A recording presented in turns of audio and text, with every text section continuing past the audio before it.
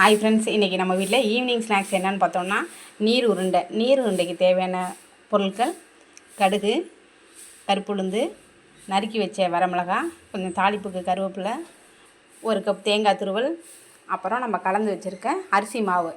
இப்போ நம்ம எப்படி செய்யலான்னு பார்க்கலாமா? ஃபஸ்ட்டு ஒரு கடாயில் எண்ணெய் வச்சுட்டு எண்ணெய் நல்லா சூடானோடனே கடுகு போட்டுக்கணும்.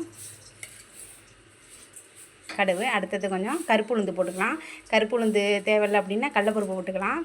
அடுத்து நறுக்கி வச்ச வரமிளகாய், நான் ஒரு 6 மிளகாய் எடுத்து நறுக்கி வச்சுருக்கேன். கடுகுலாம் நல்லா பொரிஞ்ச பிறகு இந்த வரமிளகாய் சேர்த்துக்கலாம்.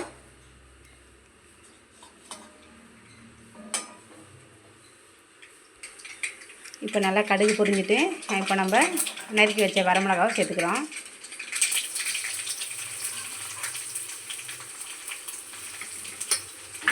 அது கூட கருவேப்பிலை சேர்த்துக்கிறோம்.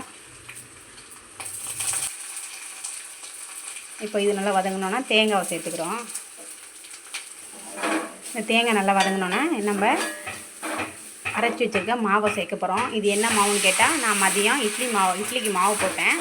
அதில் ஒரு டம்ளர் மாவு எடுத்து கரைச்சிக்கிட்டேன். நல்லா கரைச்சிக்கிட்டு இந்த மாதிரி வதக்கி விடணும். ஒரு 5 நிமிஷம் நல்லா கெட்டி பதத்துக்கு வதக்கி விட வேண்டியதுதான்.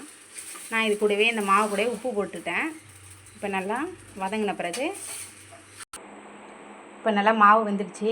வெந்த மாவை கொஞ்சம் ஆற விட்டு இந்த மாதிரி குட்டி குட்டியான உருண்டையாக உருட்டிட்டு நம்ம இந்த இட்லி தட்டையில் எடுத்து வச்சு இட்லி பானையில் வேக வைக்க வேண்டியதுதான்.